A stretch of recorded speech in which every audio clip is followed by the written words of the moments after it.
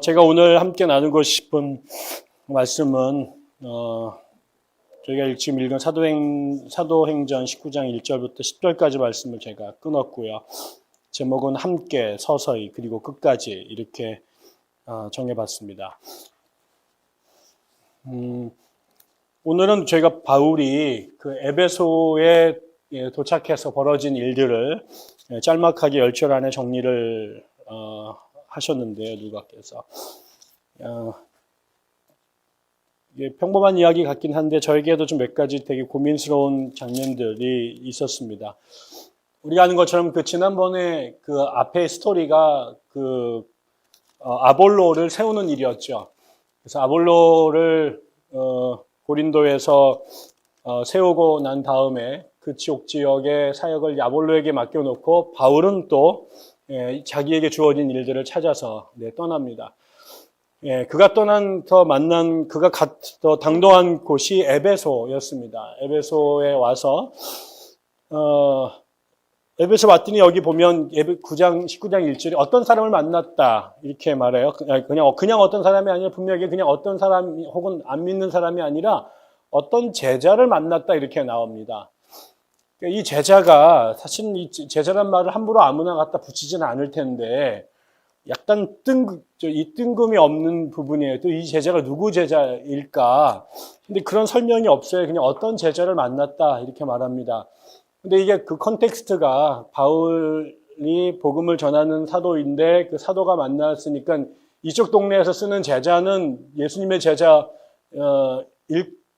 거라는 게 제일 가까운 말이잖아요. 이거는 부처님의 제자나 아니면은 무슨 아리스토텔레스의 제자를 여기서 제자라고 그냥 붙이진 않았을 거고, 앞에 다른 형용이 없는 걸 보면 어떤 제자를 만났다 그러면은 자기 쪽 사람이라고 생각하는 분들을 만난 거겠죠.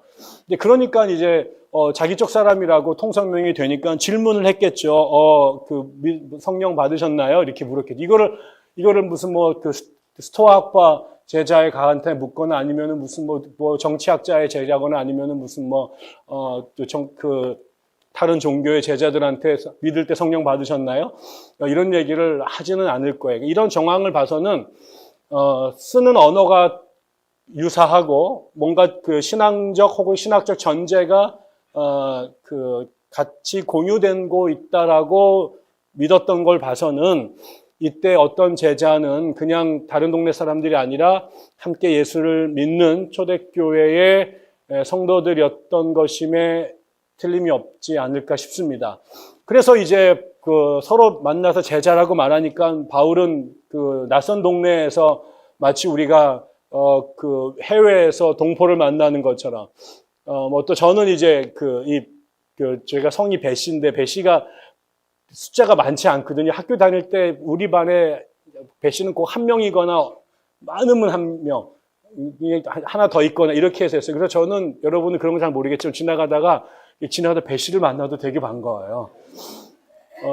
거기다 또 제가 이제 흥의 배씨인데 그다음에 이렇게 묻죠. 그다음에 이렇게 만나서 배씨입니까? 그러면 바로 그다음에 어디 배씨입니까? 성산 배씨 막 하다가 대부분 안 만나는데 가끔 제가 살다 2명 만났거든요. 흥의 배씨. 그러면 엄청 반가워요. 처음 만난 사람인데. 역으로 얘기를 하면 제가 군대를 갔거든요. 아니, 군대 간 게 아니라 훈련소에 대학 들어가자 문무대를 갔는데 저희 학교가 제일 먼저 들어가거든요. 3월 들어가자마자. 아주 추울 때 들어갔습니다. 근데 막 이제 정말 뺑뺑이를 막 굴다가 정말 제일 힘든 각계 전투 하는 날이 됐어요. 그날은 하루 종일 벅벅 기는 날인데 갑자기 어떤 교관이 나오더니 딱 나오더니 여기서 인천에서 온 놈 손들어 막 이러더라고요. 그래서 손을 딱 들었더니 저밖에 없는 거예요. 그래서 이거는 이제 오늘 훈련 빠진다라는 신의 특별한 선물이거든요. 그러더니 너 고등학교 어디 나왔어? 이제 서인천 고등학교 나왔습니다. 처음 들어보는데 중학교 어디 나왔어? 네, 부평 동중 나왔습니다. 모르는 학교야. 초등학교 어디 나왔는데, 네, 청천초등학교 였습니다. 손 내려, 이 자식아! 그러더라고요. 그리고 나서 더 걸리더라고요. 분명히 그놈이 인천놈이 아닐 가능성이 높은데, 어떻게 서인천고등학교를 모르며 부평 동중을 모를 수가 있을까? 근데 아무튼 이 중에 하나만 맞아도, 사람들은 그냥 반가운 거죠. 군대에서 만났는데 동양 사람의 또 같은 동문회, 그럼 굉장히 그것만으로도 그냥 친구가 되고, 예, 또 이렇게 초코파이 하나 더 주고 이러는 건데, 외국에서 제자를 만났어요. 낯선 곳에 복음을 전하러 갔는데 얘기하다 보니까 예수 믿는다는 거예요. 그래서 그 다음에 이제 그 다음 물어봐야 되나? 인천에서 왔느냐? 그다음에 어느 고등학교 나왔느냐? 이렇게 물었던 거죠. 제자래. 그래서 그 다음에 믿을 때 성령 받았습니까? 그러니까 왜 그러냐면 이 바울이 신앙생활을 하게 되는 터닝 포인트가 부활한 주님을 만났던 거고, 이 교회가 출현하게 된 것이 오순절 성령 사건을 통해서 교회가 생겨진 거잖아요. 그 전에도 예수를 따르는 사람들이 굉장히 많았습니다. 굉장히 많았는데 주께서 잡히셔서 고난을 당하는 과정에 굉장히 많은 사람들이 떠나갔고, 심지어 제자들도 도망갔었잖아요. 그러니까 그리고 나서 물론 예수께서 초창기에 갈릴리에서 예루살렘 오실 때 수많은 사람들이 그 무리를 따랐고, 예루살렘 입성할 때에 수많은 사람들이 우리가 아는 것처럼 굉장히 환호하면서 따랐는데, 그 뒤에 고난 그리고 부활 이 과정을 겪으면서 일종의 걸러내기 작업들이 있었던 거죠. 그래서 일방적으로 따르던 사람들 중에는 예수가 고난에 처하자 배반했을 뿐만 아니라 더 악질적인 사람들은 예수를 죽이라고 외치는 사람들 군중에 가담한 사람들도 있었을 것이고, 예수님의 제자 중에는 예수를 팔아 넘기는 사람도 있었단 말이죠. 그래서 어쩌면 이 과정을 통해서 알곡과 쭉종이가 갈라지는 과정, 한때 나도 예수를 따랐어. 그러나 지금은 그 사람하고 나 상관없어. 어떤 사람 더 나가서 나는 그 사람 아주 싫어해. 그거 정말 사기꾼이었어. 라고 생각하는 사람도 있었을 것이고, 그야말로 부활을 경험하고 그 다음에 성령을 경험한 사람들 중에서는 예수의 진정한 제자가 된 사람들도 있었던 거죠. 그러니까 예수님을 아는 사람, 예수님의 주변에 있었던 사람들이 다 동질 집단이 아니라 한때 혹은 지금은 아주 앞으로는 그 안에서도 또 팔로우들 안에서도 성령을 체험한 사람들이 있었고 체험하지 않은 사람들이 있었고, 예수를 초창기에 만난 사람들이 있었고, 예수가 부활한 이후에 예수를 따르게 한 사람도 종류가 다 다른 거였죠. 그러니까 오늘날도 마치 교회를 다니지만 민증을 까보면 당신이 이게 개신교요, 가톨릭이요, 개신교 안에도 개혁파요, 웨슬리안이요, 또 그 안에 가도 또 오순절이요, 아니요, 오순절인데도 삼일체 인정하시오, 아니면은 완니스요. 뭐 이게 점점 들어가면 점점 복잡해지고, 당신 또 정말로 믿는데, 이거 전천년이요, 후천년이요, 세례 믿어, 안 믿어, 불세례 믿어, 아니면 성령 세례에 대한 또 의미가 또 그 밑에 뭐 캐직부터 또 뭐 쫙, 이거 여기에 다 들어가게 되면 이제 나는 이제 마치 무슨 배시에 무슨 공파에 맷도에서나 이런 것처럼 가지가 복잡하단 말이죠. 근데 그때 이 바울이 질문한 게 신학적으로 무슨 파냐, 언제 믿었냐가 아니라 단도직입적으로 바울이 던졌던 핵심은 당신이 믿을 때 성령을 받았느냐 안 믿었느냐, 성령을 받지 못했느냐, 이 부분이었다라는 거죠.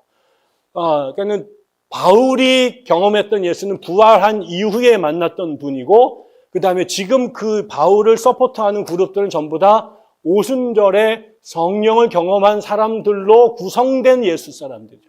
그러니까 요 얘기는 결국 뭐냐면, 부활과 성령을 경험한 사람들에게 예수는 하나님이 됩니다.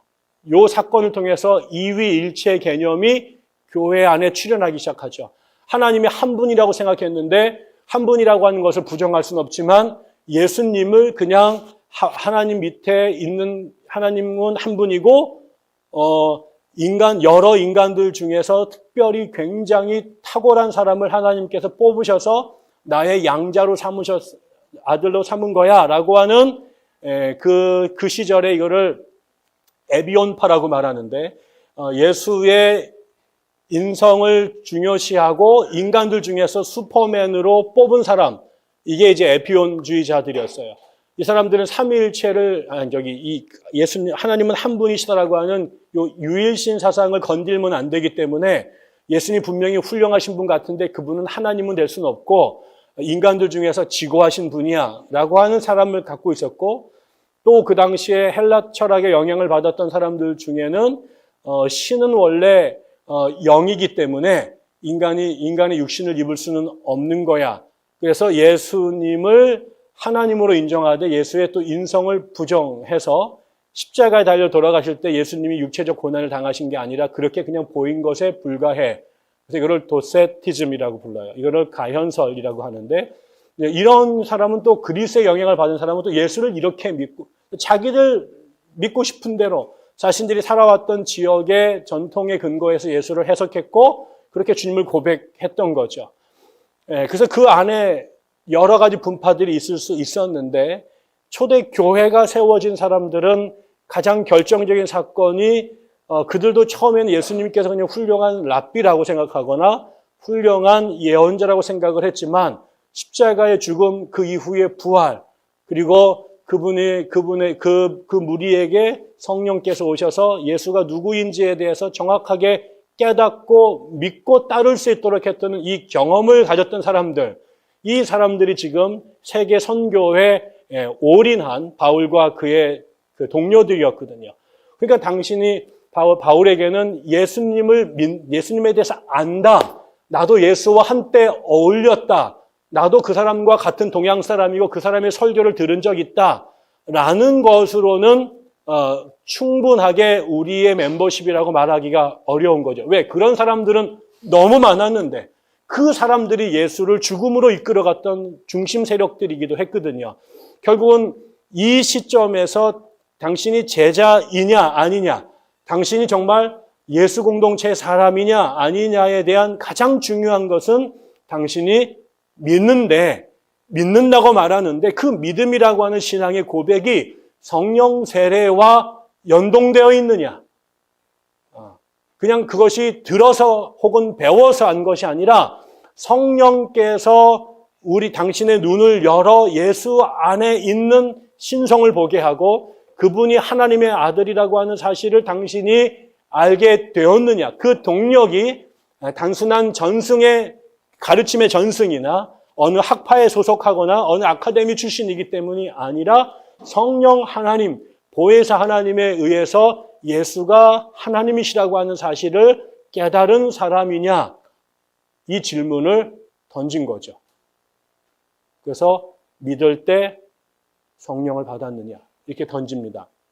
그런데 여기에서 이제 금방 이 사람의 신분이 들통이 나는 거죠. 분명히 자기가 바울한테 나도 제자요 라고 어디서 파온 이렇게 그 비즈니스 카드를 줬는데 이게 딱 첫 번째 질문에 바로 포록이 난 거죠. 이게 어디서 야매로 배워가지고 왔구나.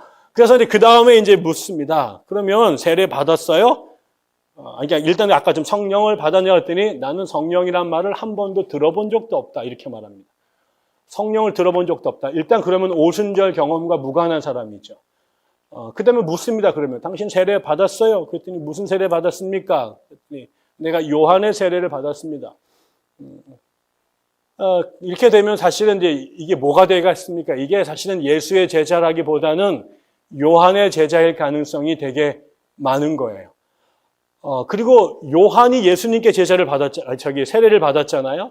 그래서 많은 사람들은 그냥 성서학자들 중에서는 이 광야에서 요한이 이 메뚜기를 먹고 석정을 먹고 이렇게 막 그 옷을 야하게 입고 뭐 야하다는 말은 들야자를 써가지고 야한 거지 벗은 야자는 아니고요. 아무튼 이렇게 한 게 그 당시에 그 이 사해바다 근처에 그 에세네파의 일부가 쿰란 공동체를 이루고 살았는데 이게 그 당시에 거기서도 세례를 베풀고 이런 것이고 그다음에 종말을 얘기하고 그 당시에 예루살렘 교회 부패상에 대해서 비판하는 얘기를 했기 때문에 이 사상이 오버랩되는 부분이 많고 산 동네가 또 광야하다 보니 요한이 아마도 이 쿰란 공동체의 멤버, 좀 더 넓게 말하면 에세네파의 일원이 아닐까라고 추측하는 학자들이 있는데 또 예수님도 광야에 계셨잖아요. 40일 동안.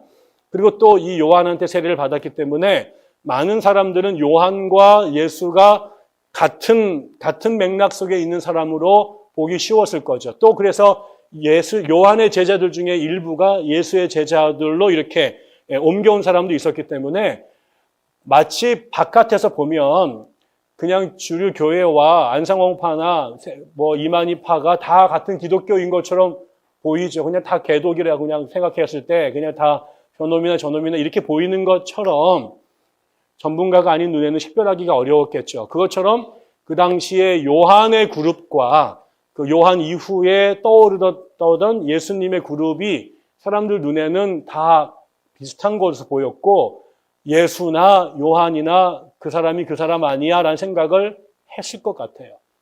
그러니까 실은 요한의 제자인데 이 사람은 요한이나 예수도 요한의 제자 아니야? 그쪽에서 흘러나간 거 아니야? 라고 생각을 하지 않았을까? 그래서 그 사람들, 당대 많은 사람들 눈에는 요한이나 예수가 별로 구별되어 보이지 않았던 것 같고 아니면 예수의 원조가 요한처럼 보이지 않았을까 싶은 거죠. 그런데 여기에 대해서 바울이 정면 도전을 하는 겁니다. 요한과 예수는 다르다. 요한도 굉장히 위대한 사람이면 틀림이 없다. 그는 정말로 주님의 오심을 예비했던 사람이다. 그러나 그의 역할은 거기까지다. 그가 했던 세례는 진정한 세례가 아니라 우리의 죄를 회개하는 것에 대한 상징으로서의 회개고 요한이 했던 것은 정말 주님이 오실 길을 예비하는 사람에 불과했고 그래서 요한도 말하지 않느냐 내 뒤에 오시는 그분을 믿어라 라고 말했다라고 얘기하면서 예수와 그다음에 요한이 비슷하지만 왜 다른지를 명확히 얘기를 합니다. 그래서 요한이 굉장히 중요한 일을 했지만 그 요한이 했던 것의 완성, 요한이 예비했다면 그 예비한 것의 완성이 예수였다라고 이렇게 설명을 하는 거죠. 그런데 거기서 또 한 발 더 나갑니다. 그런데 예수님도 모든 사역을 끝내지 않으셨다. 예수는 마치 요한이 뒤에 올 예수님을 예비했다면 이제 예수님은 당신의 사역을 마치고 가시면서 무슨 얘기를 했느냐? 내가 간 다음에 성령을 보내주겠다라고 약속했다라는 거죠. 그래서 예수가 살아있을 때 예수님한테 배웠던 것도 굉장히 중요하고 예수 만나기 전에 요한한테 가르침을 받고 세례를 받던 것도 중요한데 요한에게 받았던 것만으로 하나님 나라의 복음이 완성된 게 아니라 요한을 알았던 사람은 반드시 요한을 공부한 것은 요한을 만난 것은 예수를 만나기 위한 예비적 차원이었고 요한을 알았지만 예수를 모른다 그러면 이게 밥을 먹다 만 거랑 마찬가지다. 이게 공부를 하다 만 것 같이다. 그러니까 요한을 알았으면 반드시 그 요한에 대한 가르침은 예수의 가르침으로 연결되어야 된다. 그런데 예수님도 예수님께서 하신 것으로 모든 당신의 하나님 나라의 구속사가 완성됐다고 말하지 않으셨다. 내가 간 다음에 성령을 보내줄 터인데 너희가 성령을 받아야 내가 너희들에게 가르쳤던 말들을 기억나게 하고 내가 가르쳤던 말씀의 의미가 무엇인지 깨닫게 해주는데 내가 입으로 가르친 말씀, 내가 기사와 이적으로 보여준 하나님 나라의 징조가 온전하게 숙성되려면, 완성되려면 내 뒤에 오시는 성령이 여러분에게 오셔야 되고 그 성령이 여러분에게 와서 나의 가르침을 완성하게 만들어야 된다. 내가 밥을 지폈는데 그 밥이 완성되게 하는 그 뜸은 성령께서 오셔야만 이 모든 가르침이 완성된다. 그리고 그 오신 성령을 경험했던 사람들이 초대교회의 제자들이었잖아요. 그러니까 지금 당신이 요한의 세례를 알고 있는데 그 요한의 세례는 당신이 가야 될 구도의 길에서, 구도의 여정에서, 구속사의 여정에서 이제 첫 삽을 뜬 것에 불과하니 이제 당신의 그 가르침이 예수의 세례로 이어져야 되고 그다음에 예수의 세례에서 이제 성령의 세례까지 연결되어야 너의 제자도 프로그램이 완성되는 거다. 그래서 이제 그 사람들에게 예수의 세례로 이름으로 세례를 베풀고 그 다음에 그 세례를 받은 사람에게 안수해서 성령이 임하도록 하게 되죠. 그리고 난 다음에도 그게 끝난 게 아니라 이 사람들이 이 경험, 이 가르침들이 무슨 의미 있는지를 체계적으로 정리할 수 있도록 3개월을 그들에게 훈련을 시키죠. 그리고 이 사역을 그곳에서 2년 동안 에베소에서 바울이 머물면서 그 사역을 감당한 겁니다. 이거를 이제 우리 안으로 들어와서 한번 생각을 해보자 하는 거죠. 저는 첫 번째 우리가 고민해 봤던 건 이런 거예요. 그냥 이 3가지 한꺼번에 똘똘마리로 안 되나?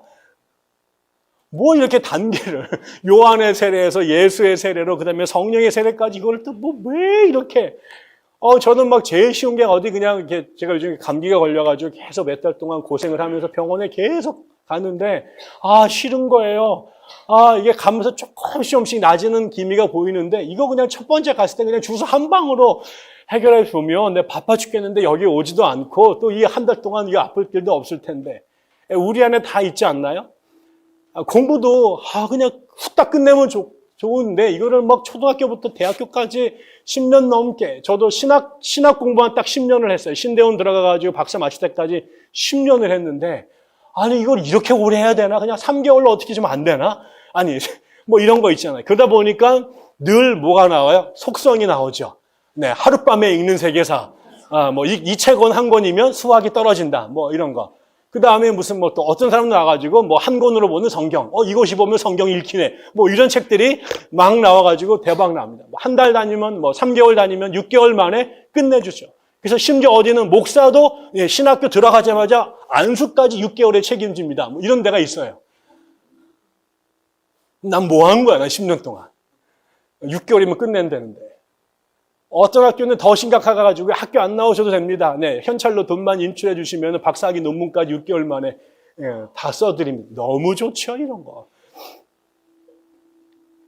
교회도 그렇지 않습니까? 우리가 1년 지났는데 그냥 한 3개월 되면 한 3만 명 딱 되면 얼마나 좋을까요? 들어가지고 한 사람들이 헌금 할 때마다 한 2천만 원씩 막 한 60명이 막 하고 막 이러면 너무 좋잖아요. 그래가지고 저희 우리가 또 뭐 이렇게 우리가 그 수도하는 방법도 이게 불교에서 선생들이 이렇게 도노 한꺼번에 탁 깨닫잖아요. 얼마나 좋아요. 한 번에 그냥 한순간에 탁 깨달으면. 제가 신학교를 갔더니 우리 교수님이 조지신학 가르치시는 교수님이 아주 냉소적이신 분이었는데요. 한국교회 관행을 이렇게 시니컬하게 비판하시면 이분이 이렇게 약간 고개가 약간 이렇게 삐뚤어 계신데 이렇게 이야기하시면서 뭐 한국교회 영성 뭐 40일이면 끝나지 뭐.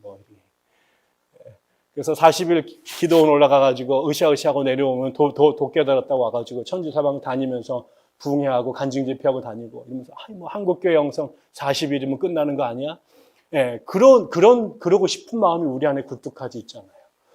그런데 하나님께서 세상을 만드실 때 이 세상을 알파와 오메가가 있게 하셨어요.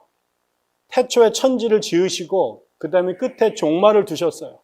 그리고 그 안에 시간이란 걸 두셨어요. 이게 한도 끝도 없이 지나가요. 그냥 천지를 창조하시면서 그냥 하나님께서 완성해 버리셨으면 얼마나 좋았을까. 근데 이 시작과 종말 사이에 엄청나게 헤아릴 수 없는 시간을 주셔요.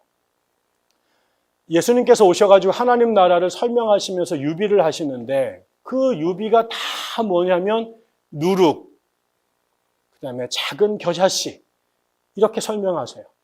그냥 처음에 올 때 완성품으로 딱 지으시면 좋은데 백향나무를 딱 창조하신 게 아니라 백향나무 씨를 집어넣는다는 거예요. 다 완성된 3kg짜리 빵을 딱 만들어 주시면 좋은데 이 누룩을 딱 시작을 하시는 거예요. 그러나서 이 작은 씨앗이 큰 백향목으로 자랄 때까지의 과정이 있고 분명히 자라는데 너무 고통스러워요. 이 씨앗이 하나 자라려면 얼마나 많은 사람들 뿐만 아니라 정말 전 우주가 도와야 돼요. 전 우주가. 이게 아무것도 아닌 것 같지만 이 나무 씨 하나가 나무가 되기 위해서 뭐가 작동하는가를 보세요. 이 씨를 심은 사람뿐만 아니라 그걸 묘목을 키우는 사람뿐만 아니라 태양과 비와 그것이 또 태양이 돌아가려면 그다음에 비가 내리려면 양분이 돌아가려면 이 천지에 존재하는 사실 이 땅에 존재하는 모든 생명이 온 힘을 다 기울여야 나무 한 그루가 제때에 자라는 거예요. 아기가 딱 태어날 때 나자마자 바로 소처럼 막 걸어다니면 얼마나 좋겠어요. 근데 10개월을 막 사람 같지 않게 살다가 그 다음에 그 이후부터 30년을 또 온갖 고생을 하면서 하고 나면은 이제 부모들이 완전히 진이 빠져가지고 하얘지잖아요. 이게 그것뿐만 아니라 그 사람 하나를 사오기 위해서 그 부모만 고생하는 게 아니라 그 아이를 어릴 때부터 케어해야 될 의사 선생님, 그 다음에 유치원 선생님부터 대학 선생님까지 이 땅에 있는 모든 선생들, 그 다음에 걔가 먹을 것을 만들어내기 위해서 농사 짓는 사람부터 유통하는 사람부터 생산하는 사람까지 사실은 나무 하나가 자라기 위해서 전 우주가 달라붙는 것처럼 한 아이가 태어나서 사람이 돼서 살기 위해서는 정말 전 우주가 다 달라붙는 거예요. 그리고 그것이 오랜 세월에 걸쳐가지고 한 사람으로 어린아이가 생명으로 작은 묘목이, 작은 씨앗이 거대한 나무로 자라게 되는 거죠. 하나님께서 당신의 세상을 만들어 가시는 보편적인 진리가 그런 것 같습니다. 한순간에 한 방으로 다 왕창, 다 대박을 내고 싶은 게 사람들의 이 냄비 근성인데, 하나님은 그렇게 하지 않고 너무나 많은 사람들의 수고와 오랜 시간에 걸쳐서 하나씩 하나님에 대한 우리의 암, 하나님과 우리와의 관계, 그리고 우리를 통해 이루시는 하나님의 나라를 그렇게 빚어가시는 것 같아요. 저도 교회를 다니면서 전엔 잘 몰랐는데, 이제 작은 교회, 작은 신학교에서 가르치고 또 작은 연약한 집을 이렇게 책임져서 가장이 되고 나니까 막 내 안에 그 조급함 있잖아요.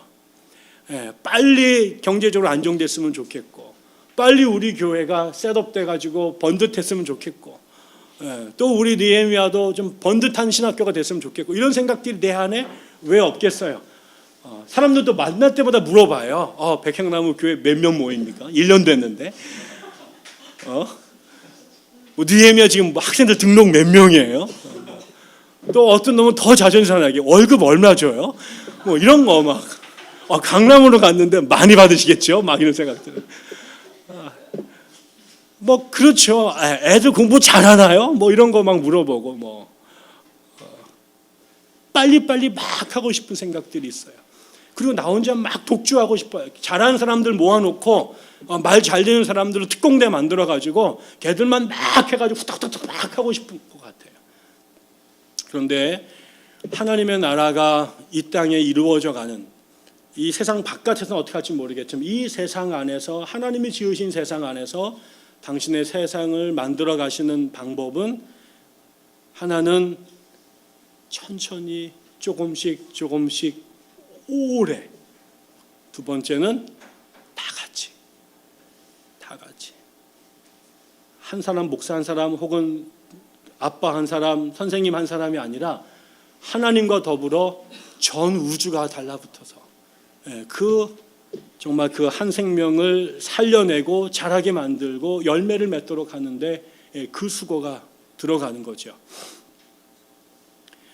저희 교회가, 저는 그런 소망이 계속 생깁니다. 그리고 마치 그렇게 하라고 이 복음서, 이 사도행전이 끊임없이 같은 이야기를 저에게 반복해 주는 것 같아요. 우리가 첫 시작에 완성된 교회를 다니는 게 아니라 처음 시작하는, 이제 그 씨를 심는 과정에 저희가 처해져 있죠. 그런데 이러다 보니까 우리는 또 우리 주변에 완성된 제품들이 주변에 많이 있어요. 우리보다 훨씬 먼저 가신 분들, 그 다음에 더 우리에게 부러움을 자아내는 것들을 갖고 있는 완성된 교회들이 있어요. 또 개인적으로는 나보다 먼저 나간 저만큼 성장해 있는 성도들이 있어요. 나는 이제 성경도 잘 모르고 이제 교회 나온 게 다 어색하고 이런데 나보다 성경 훨씬 더 많이 하는 것 같고 인격적으로 나보다 훨씬 더 성장한 것 같고 이런 사람들이 막 앞에 있어요. 그러니까는 불안하기도 하고 열등감도 느끼고 초조하기도 하죠. 그런데 우리가 이 땅의 구원을 위해서 하나님께서 요한을 보내시고, 그 다음에는 주님을 그 다음에 보내시고, 그 다음엔 다시 또 성령을 보내셔서 이 모든 것들이 다 분절된 게 아니라 하나씩 그 시간에 맡은 사명을 갖고 그 영적인 농사를 지어갔던 것처럼 저희 교회가 이루어져 가는 역사도 그렇게 할 거라고 생각이 들어요. 제일 무서운 거는 빨리예요. 한 방이에요. 누가 한 명이 훅 와가지고 돈을 막 200억 딱 주고 교회 지시오. 그리고 어디서 와가지고 저쪽 교회에 있는 거 옆에 S자 들어간 교회 거기 한 5만 명, 한 10,000명 가져가시오. 이래가지고 우리가 갑자기 일어났더니 그 다음 주에 조육사님이 전화 걸어가지고 목사님 재정이 200억이 됐고요. 교인이 10,000명이 됐습니다. 빨리 땅 사십시다. 이렇게 되고 교단 만들까요? 이렇게 됐을 때 이때 이게 저주입니다. 제가 그 유학 시절에 이거 정말 부끄러운 고백인데요. 학회를 갔다가 돌아오는 길에 아틀란트 시티라는 곳에 들렸어요. 거기가 이렇게 슬롯머신 하는 데가 있는 그 라스베가스 같은 데거든요. 유학생 목사들이 너무 한번 가고 싶었는데 기회가 없다가 이렇게 이게 조지아에 갔다가 오는 길에 거기를 지나가게 됐어요. 우리가 경건하게 한 번만 하고 합시다. 다음 학기 등록금이 필요하니까. 그래서 우리가 돈을 일체 다 내려놓고 우리가 20불씩을 다 들고 주머니를 다 내고 20불씩 들고 5명이 들어갔습니다. 들어가가지고 다 3분 안에 끝났죠. 3분 안에. 그런데 놀라운 일이 벌어졌어요. 제가 원래 이렇게 모든 경매를 하면 제가 안 되거든요. 경품을 해도. 심지어 작년 몇 년 전에 저희 기독교 학회 500명의 학자가 모인 데서 300명한테 경품을 줬는데 제가 안 받았습니다. 제가 그렇게 재수가 없는 아이인데 그날 들어가서 제가 우연히 이렇게 버튼을 딱 눌렀는데요. 750불이 됐어요.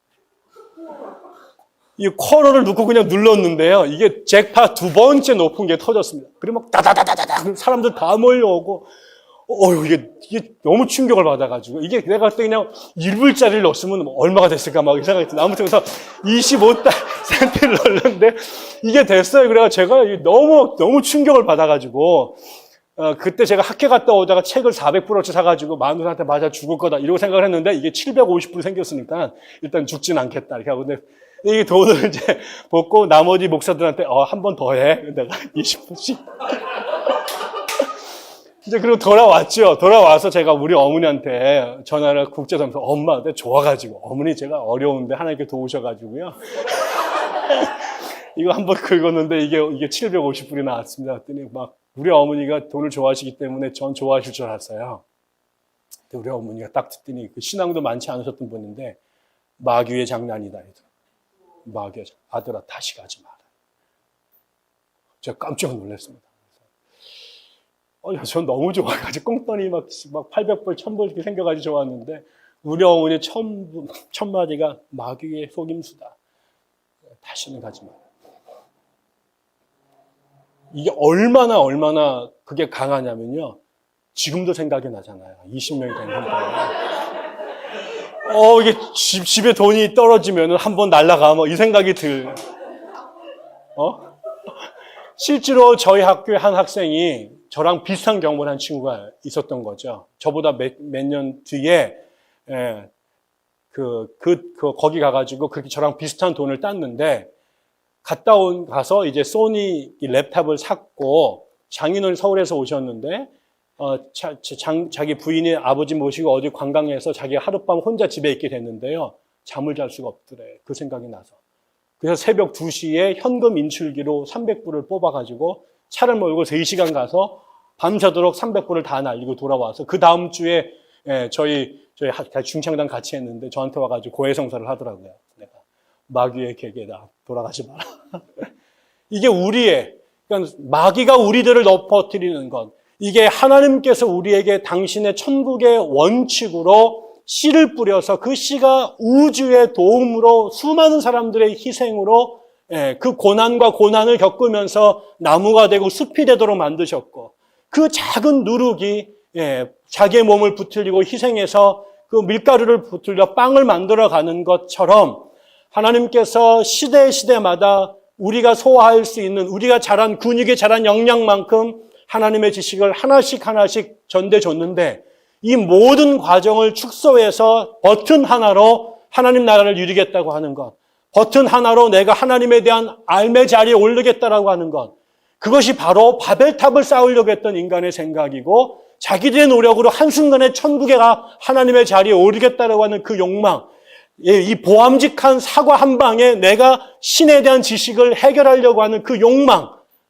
단기 속성으로 6개월 만에 목사를 찍어내겠다라고 하는 욕망, 수단과 방법을 가리지 않고 돈과 사람을 그거래 단기간 내에 교회를 성장하겠다고 하는 욕망, 내가 어디서 배우는 단기 속성으로 성경에 대한 지식, 성령에 대한 지식, 그 다음에 성화의 열매를 맺겠다고 하는 이 모든 습성이 우리를 파멸로 몰고 가는 위기라고 하는 거죠. 이 과정을 견디는 게 힘들어요. 빨리 가고 싶어요. 나도 빨리 좋은 아파트에 살고 싶고, 나도 빨리 좋은 대학 가고 싶고, 나도 빨리 그만한 양과 질을 겸비한 사람으로 가고 싶어요. 그런데 하나님께서 여기에게 당신에게 우리에게 말씀하십니다. 하나님께서 왜 바로 성령으로 가지 않고 요한을 보내셨을까? 왜 바로 성령으로 가지 않고 거기에 예수의 십자가가 있게 만드셨을까? 왜 그리고 나서야 성령을 주셨을까? 우리가 하나님께서 우리에게 당신의 나라를 만들어 가시는 방법은 가장 바보 같고 어리석은 것 같지만 하나님은 그 씨앗이, 그 밀알이, 그 누룩이 자라게 하시고 그것은 어떤 것으로도 대체될 수 없거나 축소될 수 없는 그 과정을 올곧이 겪어내면서 조금씩 우리의 근육이 자라고 우리의 몸짓이 커가게끔 되어지는 거죠. 그래서 주님도 하나님께서도 예수를 보내신 것도 그냥 구름 타고 슈퍼맨같이 손오공처럼 쭉 내려오시지 않고 그 작은 생명의 씨앗에서 그가 죽음을 무릅쓰고 태어나고 그리고 그가 교육을 통해 키와 지혜가 조금씩 자라게 하셨던 이 모든 과정들을 본다면 우리가 하나님께서 이 세상을 경륜하시는 방법이 어디 있는지 우리가 주목해야 될 것이고요. 저희 교회도 그래서 더디겠지만 더디는 것이 부끄러운 것이 아니고 천천히 가는 것이 문제가 되는 것이 아니라 천천히 그러나 우리가 겪어야 될 과정들을 하나도 빠짐없이 낱낱이 겪고 그러나 우리 모두가 힘을 합쳐서 그렇게 교회를 하나님의 모습에 기대하시는 모습으로 성장시켜야 될 거라고 생각합니다. 대신 이 과정이 있지만 여기에는 처음에는 과정이 있지만 두 번째 여기 우리가 볼 것은 이거를 함께 만들어 간다는 거죠. 이게 한 사람이 다 한 게 아니라 이게 콜라보레이션이에요. 요한에게 맡겼던 사명이 있고요. 그 다음에 예수에게 주셨던 하나님의 미션이 있고요. 그 다음에 성령이 오셔서 하셔야 될 미션이 따로 있으셨다는 거죠. 한 사람이 전부 다 슈퍼맨으로 다 할 수 있었겠지만 하나님께서 그냥 혼자 다 하실 수도 있었겠지만 그분은 그렇게 하지 않고 그 일을 요한에게 또 그 일을 예수에게 그리고 그 일을 또 성령에게 그 다음에는 또 바울에게 해야 될 일들을 다 주셨다는 거죠. 이 역할 중에 하나라도 빠지게 되면 이게 요한이 없었다면 예수로 갈 수 없는 것이고 예수가 없었다면 성령의 사건이 나타날 수 없었던 거지요. 결국은 이 사람들 물론 거기에는 그 양의 차이, 질의 차이가 분명히 존재했지만 결과적으로 하나님의 나라가 이 땅에 이루어지기 위해서는 요한도 필요했고 예수도 필요했고 또 성령과 바울도 다 필요했다라고 하는 거예요. 요한은 예수에 대한 열등감이 있었던 사람이에요. 자기는 떠오르는 해가 아니라 지는 해였고 예수는 떠오르는 해였잖아요. 사울은 다윗을 부러워했어요. 누구는 천천히고 누구는 만만의 팬클럽이 있는 것에 열등감을 느꼈죠. 제가 유학을 하다가 중간에 한국에 왔더니 저희 모교회 목사님께 인사를 드리러 갔어요. 그랬더니 목사님께서 이렇게 만나고 다 끝나고 가시는데 주차장에 갔다가 이렇게 목사님을 다시 만났어요. 근데 목사님께서 차를 이렇게 유리를 쭉 내리면서 저한테 이러시는 거예요. 사실 그 목사님은 저에게 로망이었거든요. 그분을 보고 제가 처음 목사가 되겠다는 생각을 했고 저분처럼 되겠다는 생각을 하고 자랐는데 그 목사님께서 그때 50대 중반쯤 되신 것 같습니다. 지금 생각해 보니까. 근데 그분이 저를 보면서 되게 쓸쓸하게 동만아 좋겠다. 너는 꿈이 있어서. 그 얘기를 하시는 거예요.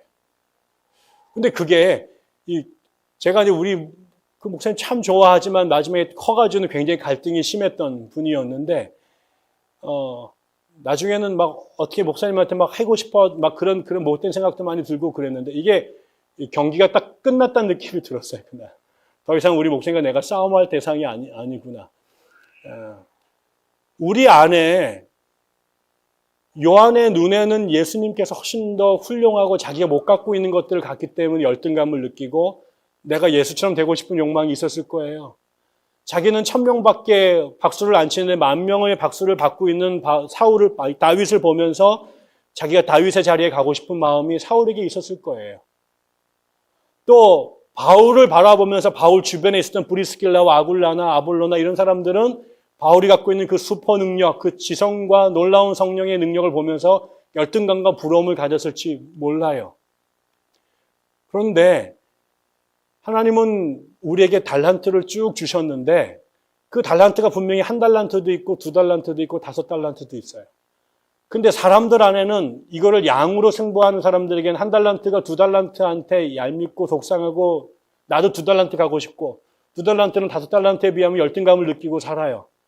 그런데 여러분 성경에서는 하나님께서 1달란트와 5달란트 가진 사람을 비유하지 않아요. 비교하지 않아요. 1달란트 받은 사람 보고 너 왜 5달란트 안 남겼느냐? 왜 5달란트처럼 못하느냐라고 말하지 않아요. 네가 1달란트 받아놨는데 1달란트를 갖고 아무것도 안 한 것에 대해서 경책하셨지 네가 5달란트, 3달란트 받은 사람만큼 하지 않은 것 갖고 뭐라고 그러지 않아요. 한국의 모든 부모는 1달란트와 5달란트를 비교해요. 자기의 유전자로 1달란트짜리를 만들어 놓고 나서 5달란트를 가진 애들한테 비교하면서 너는 왜 그렇게 못하느냐고 들들들 볶지요. 자기 때문에 뇌 능력이 IQ 120인데 170짜리 옆에 놓고 왜 쟤는 저기 가는데 너는 왜 이 모양이냐고 막 들들들 볶지요. 애도 그러고 싶어 할 거 아니에요. 우리 아버지네, 내 친구네 아버지는 한 달에 1억씩 버는데 왜 아버지는 50만 원도 못 버냐고 비교하면 열받을 텐데. 근데 세상은 온통 그렇게 비교해요. 1달란트와 5달란트, 5달란트와 100달란트를 끊임없이 비교하면서 우월감을 느끼거나 열등감을 느껴요. 제가 대학에 갔는데 전에도 한번 말씀드린 것 같아요. 이 무슨 학생생활연구소에서 조사한 리포터인데 서울대생들이 갖고 있는 가장 큰 질병이 뭐냐? 이게 열등감이라는 거예요. 들어서 애들 만날 때 쟤는 무슨 과, 걔는 커트라인이 몇 점. 이것으로 세상을 평가해. 내가 조금 더 높은 과에 가면은 우월감 느끼고 나보다 좀 더 좋은 과에 들어간 애들 앞에서는 열등감과 질투감과 이런 생각들을 갖고 살아가죠. 이게 걔네만 그런 게 아니라 종류가 다르지만 모두 다 그렇게 살아가고 있어요. 그런데 하나님의 나라는 그렇게 말한 적이 한 번도 없어요. 하나님의 나라는 5달란트에게 왜 네가 5달란트를 받은 사람이 5달란트만큼 역할을 했는지를 물으시고 1달란트에게 1달란트만큼의 역할을 했냐고 물으세요.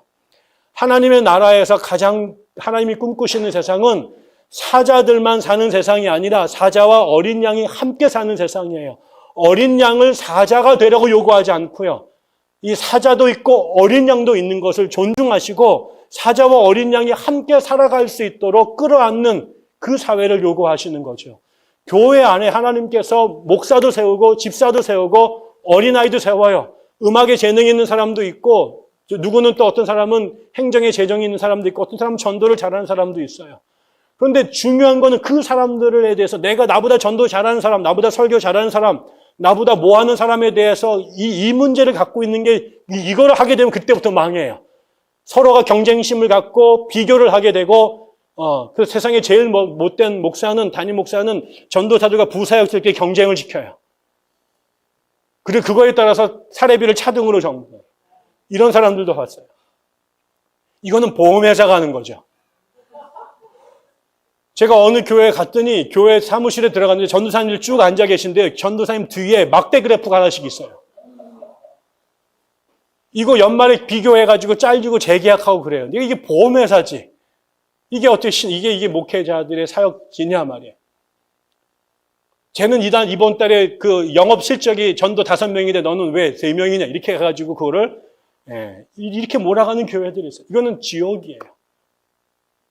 어떤 사람은 정말 밖에 나가서 손만 대도 전도가 되는 사람들이 있어요. 어떤 사람은 다 같이 몰아줘도 다 쫓아내는 사람들이 있어요. 어떤 사람은 설교를 너무너무 잘하는데 목회자가 됐는데 막 말을 더듬어가지고 말을 못하는 사람도 있어요. 어떤 사람은 행정에 정말 귀재 같은 사람들이 있어요. 저는 행정 같으면 전부 다 이거를 막 카오스를 만들어 버립니다. 죽은 영혼을 살리는 사람도 있지만 살아있던 영혼을 죽이는 사람들도 있어요. 근데 하나님의 교회는, 하나님의 나라는 모든 사람을 바울로 만들지 않았고요. 모든 사람을 예수나 모든 사람을 요한으로 만들지 않았어요.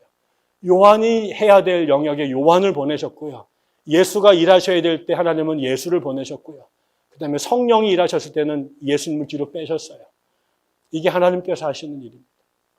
우리 교회에도 온갖 종류의 다른 사람들이 있습니다. 학력이 다 다르고요. 신앙적 성향이 다르고요. 기질이 다르고요. 교회를 바라보는 눈들이 다 달라요. 근데 그거를 내 기준으로 우리 교회를 만들려고 하게 되면 그때부터 우리 교회는 지옥이 될 겁니다. 우리 교회는 전부 다 학구적이어야 돼 라고 그러게 되면은 공부하기 싫어하는 사람들은 전부 다 뇌출혈 걸릴 거고요. 또 전도해야 돼, 선교해야 돼 라고 하는 사람들은 제가 교회를 그만둘 거예요. 또 성령 집회해야 된다고 해서 맨날 장풍 날리고 금가루 날리고 뭐 금리빨 바꾸겠다 이런 사람들 막 모시고 저를 압력 넣으면 저도 교회 못 다녀요. 근데 성령도 오셔야 되고 성경 공부도 해야 되고 전도도 해야 돼요. 근데 모든 사람들이 그 세 그룹이 나를 다 자기네 모양으로 배목사를 만들려고 그러면 저는 정신분열증에 걸리겠죠. 어떻게 될까요? 선교 제일 잘하시는 분이 선교부장 하시오. 거죠. 배목사가 전도를 하도 못하는 인간이니 하나님께서 선교를 잘하시는 장로님이나 집사님이나 전도사님을 세우셔서 그분들이 그 일을 함으로 우리 교회 빵꾸날 나만 맡겨놓으면 우리 교회는 전도 한 번도 안 할 가능성이 많은데 그런 분들이 오셔서 나를 자극해서 나도 그분들을 축복하고 기도하고 가끔 몰래 따라 나가기도 하면서 나도 변화 서서히 되지만 우리 교회에서는 선교하시는 분이 있게 만드는 거고 누구는 또 사회운동 열심히 관심을 가져서 맨날 광화문 나가자는데 맨날 끌고 나가자면 이것도 힘들어. 근데 누군가는 또 그런 분들이 앞에 서서 우리 교회 그 부분들을 채워주고 또 체계적으로 행정을 하고 교육을 하는 분들을 또 보내주셔서 그분들이 또 구멍난 부분들을 또 만들어주고 근데 내가 못하는 그 일들을 저분들이 해주는 거에 대해서 서로 감사하고 저분 때문에 내가 그래도 사람 구실하고 살고 우리 교회가 전체적으로 모양을 이룬다라고 인정해 줄 수 있는 교회가 되어야 되는 거죠. 나는 우리 교회를 전도를 끌고 가고 싶은데 자꾸 성령 집회를 끌고 간다고 자꾸 책만 읽힌다고 서로 우리 교회 스타일, 내 스타일이 아니라 저 사람 스타일로 교회 간다고 이거에 대해서 문제 제기를 하게 되는 순간 우리는 그때부터 엉망진창이 될 거예요. 요한이 필요해요. 그러나 동시에 예수님이 필요했고요. 예수님과 더불어서 성령이 필요했었어요. 우리 교회에도 요한의 사명을 감당할 또 성령과 또 예수의 사명을 감당할 사람들이 함께 있어줘야 돼요. 우리가 꿈꾸는 교회 그런 거 아닐까요? 공부 많이 하신 분들이 해야 될 일이 있고 공부는 좀 덜 했지만 열정과 헌신으로 또 해야 될 일들이 분명히 필요하고요. 책을 읽어서 해야 될 부분들이 있지만 발로 뛰어서 해야 될 부분이 있고 또 손이 있어야 될 부분들이 있잖아요.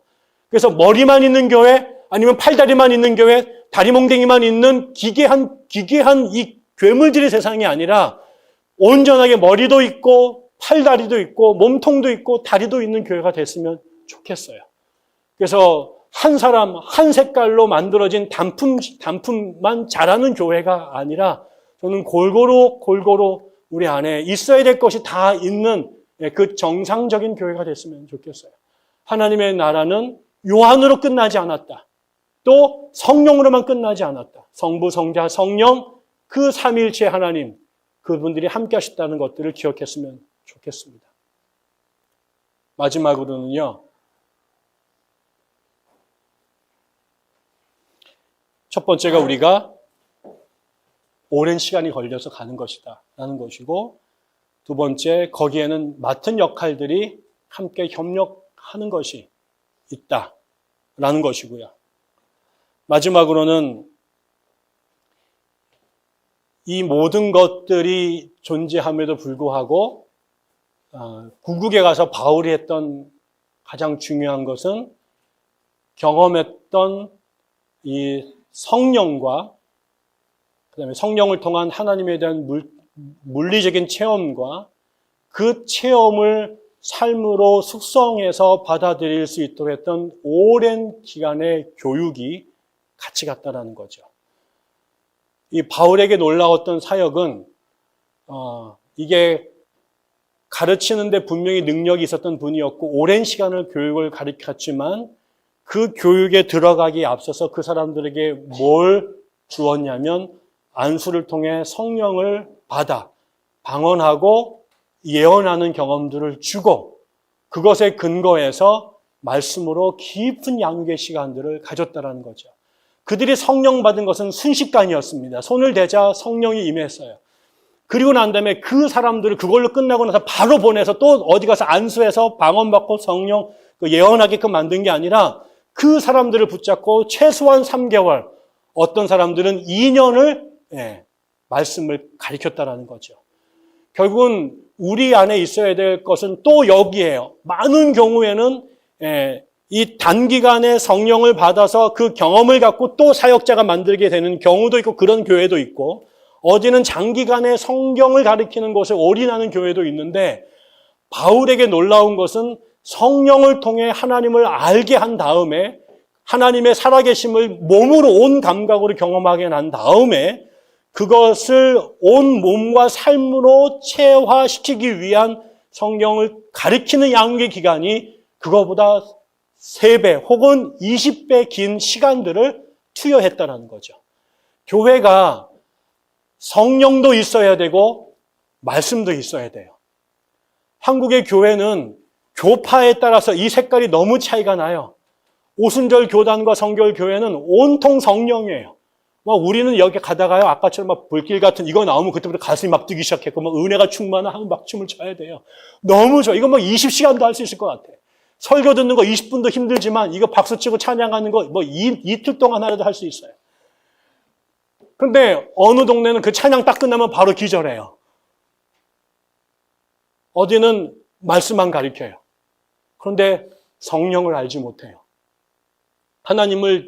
하나님에 대한 정보는 너무나 체계적으로 있는데 하나님을 안 적이 없어요.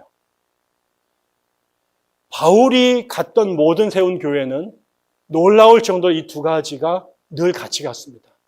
바울은 하나님에 대하여만 말하지 않고 하나님을 만나도록 도와줬습니다. 그래서 그가 손을 대고 기도했을 때 성령이 임했고 분명히 그의 입술을 통해 방언이 터지고 그 다음에 예언했던 역사가 분명히 나타났습니다. 그 성령이 임했을 때 방언한다는 것은 성령의 말하게 하심을 따라 말하는 거잖아요. 그의 혀가 바뀌어져서 자기의 생각이 아니라 성령이 그의 몸 안에 들어와서 그를 통제해서 성령적으로 사고하고 성령적으로 발언하고 성령적으로 행동하는 것, 그게 방언과 예언 아니겠어요? 그런데 그것만으로 되지 않아요. 그 다음에는 이 경험을 체계적으로 제대로 공부하기 위해서는 이 경험을 말씀에 근거한 깊은 훈련이 같이 가지 않으면, 왜? 내가 무슨 약을 먹어서 병이 나. 그렇다고 그래가지고 그거를 다른 사람들한테 가가지고 다 먹여버리게 되면, 가끔 낫는 사람도 있지만 많은 사람들은 또 다른 병이 걸려서 큰일이 나잖아요. 내가 경험한 이것이 정말 그분으로부터 온 것인지 아니면 관훈 장군의 영이 내린 건지 아니면 내가 받은 이 경험이 전부 다인지 이거 말고 하나님의 세계가 또 다른 영적 세계가 있는지에 대하여 우리가 그 경험을 출발로 해서 말씀으로 들어가야 되죠. 동시에 성경을 아무리 많이 읽어도 성경을 우리가 얼마든지 좋은 선생과 레퍼런스 갖고 공부를 할 수 있지만 이 성경이 우리가 그냥 종교 고전이 아니라 하나님의 말씀, 생명의 말씀이라고 말할 때 이것이 단순한 종교 서적을 넘어서서 이것이 우리의 생명을 살려내는 하나님의 말씀으로 넘어갈 때에는 바로 이 과정에 이것이 우리의 눈으로 우리의 전 지식으로 읽는 것이 아니라 성령의 조명하심으로 성경을 읽을 수 있는 그 단계로 가야 되죠. 이 말씀을 통해서 말씀하시는, 성경을 통해 지적하시는 그 예수가 하나님이고 그 예수 안에 우리의 부활과 영생이 있다는 사실을 이게 우리가 눈으로 아무리 읽어도, 좋은 책을 아무리 읽어도 그런다라고 하는 정보는 우리가 감각적으로 들어올지 모르지만 거기에 아멘이 될 수가 없고 그 뒤에 있는 숨은 뜻을 펼쳐 읽을 수가 없는 거죠. 그거는 반드시 우리의 감각과 지식으로 읽었던 단계에서 성령으로 읽는 단계로 넘어가야 되는데, 그래서 결국 그 우리의 성경 읽기가 우리가 글을 알면 다 읽을 수 있고 그 다음에 문학적 소양과 철학적 지식이 있으면 그 다음은 더 깊이 읽을 수 있는데 그 다음에 숨겨져 있는 마지막 샘물을 긁어내기 위해서는 정말 결정적으로 성령께서 눈을 열어 보여주셔야 된다는 거죠. 이 경험이 없이 누구나 성경 읽을 수 있어요. 눈 있고 글자 읽을 수 있으면 다 읽을 수 있어요. 그러나 이 안에서 생명을 읽어내려면, 성령을 읽어내려면, 하나님을 읽어내려면 성령의 조명하심이 절대적으로 필요하다. 그런데 결국 이것이 초대교회의 바울의 공동체 안에는 같이 갔던 거죠. 내가 성경을 그냥 문자로 읽지 않고 성령의 눈으로 읽을 수 있도록, 또 내가 글자를 읽지만 성령과 상관없는 글쟁이가 되지 않도록 하기 위해서 바울은 하나님을 만나는 영적 체험 위에 깊이 있는 말씀의 교육이 더해져 있었다라는 거죠. 한국 교회가 처음 부흥의 역사가 일어난 게 1907년 평양도 사경이 아닙니까? 그게 우리나라에서 물론 처음은 아니지만 가장 주목할 만한 성령의 임재를 경험했던 자리인데, 여러분 그 자리가 바로 평양도 사경회입니다. 성령 대강림 집회가 아니에요. 축복 대성회가 아니에요. 평양도 사경회예요. 사경은 성경을 공부하는 자리였습니다. 성경은 매서인들이 나눠줬지만 한글을 몰랐던 사람들이 성경을 배울 수 없었을 때, 한국 목사들이 없었을 때, 선교사들 몇 분 계신 그 자리에 평양에 있는 모든 신자들이 평양 장대헌교회에 모여서 선교사들을 통해 하나님 말씀을 배우던 그 자리에 성령이 임했습니다. 그게 한국 교회가 세워진 자리입니다. 저희 교회가 세워지는 틈에 있지요. 우리 교회가 놓치지 말아야 될 중요한 것이 있습니다. 우리 성경 열심히 공부하려고 합니다. 제가 이 교회에 있는 한 성경을 내려놓지 않을 것입니다. 그러나 그 성경을 열심히 하기 위해서 수많은 책들을 읽을 거예요. 적어도 보증합니다. 10년 동안 우리가 적어도 나는 1000권을 읽힐 거다, 여러분들은. 성경 관련된 책을 1000권을 읽고 성경은 100번을 읽고 죽게 만들 거다. 그런데 그 읽음과 공부에 성령의 임재가 함께 경험하지 않으면 큰일 납니다. 그래서 저는 우리 교회 안에서 성령의 임재를 통해 방언하고 예언하고 귀신이 나가고 병이 고쳐지는 역사가 같이 나타났으면 좋겠습니다. 그래서 하나님이 머릿속에 있는 하나님이 아니라 우리 속에 살아서 움직이는, 우리 가운데 거하시는 그 하나님을 우리가 알았으면 좋겠습니다. 그 경험이 우리의 성경을 읽을 때 이것이 단순한 문자적 평면이 아니라 입체와 깊이로 살아있는 말씀으로 읽을 수 있었으면 좋겠습니다. 하나님 말씀이 나를 살리고 우리를 변화시켰다는 간증들이 쏟아져 나왔으면 좋겠습니다. 하나님 말씀에서 발견하고 기도하고 갔더니 그곳에 성령이 함께 동행했다고 하는 간증들이 쏟아져 나왔으면 좋겠습니다. 그래서 우리가 말씀과 영이 함께 가는 교회, 그래서 기도할 때도 행복하고 말씀을 읽어도 행복하고 이 두 분이 같이 만나는 자리에서 내가 새로워지고 거듭나고 살아나는 역사가 나타나는 교회가 됐으면 좋겠습니다. 그래서 성경 읽는 것이 너무나 행복하고 말씀하고 찬양하고 예배하는 것이 너무 행복하고 두 가지가 만났을 때 우주가 깨지는 경험들이 우리 안에 일어나는 경험들이 있었으면 좋겠습니다. 그것들이 하나님의 나라이죠. 그 역사가 일어나는 그 현장을 여기서는 하나님의 나라라고 선언하고 있습니다. 하나님의 나라가 교회가 될 수는 없겠죠. 하나님의 나라가 임하기까지는 수많은 또 시련들이 있어야 될 것이고 절대 주권은 하나님께 있습니다. 그러나 기억합시다. 지금 에베소에서 바울이 경험했던 그 교회, 더디가지만 천천히, 그러나 그 단계를 빠지지 않고 요 안에서 예수로, 성령으로, 바울로 갔던 그 역사의 단계를 견뎌내가는 것, 속히 가지 않고 더디지만 고통스럽지만 과정을 다 겪어가는 것.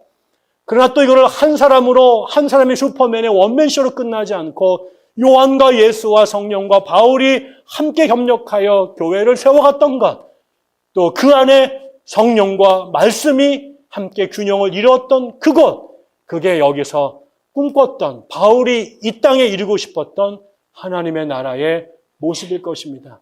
그 모습과 비슷한 교회, 백향나무 교회가 되기를 주의 이름으로 축원합니다. 기도하겠습니다. 하나님 아버지, 저희에게 성령을 주시옵소서. 성령 하나님, 우리 교회에 당신이 주인이 되어셔서 때로는 우리가 당신을 보게 하시고 때로는 당신의 숨결을 느끼게 도와주시고 때로는 당신께서 하신 그 말씀의 깊은 것을 깨닫게 도와주옵소서. 성삼위 하나님 당신이 일체이셨던 것처럼 우리 안에 다른 백성 한 사람 한 사람들이 이 백향나무 교회를 올곧이 온전히 세우기 위하여 협력하는 그런 공동체가 되게 하시옵소서.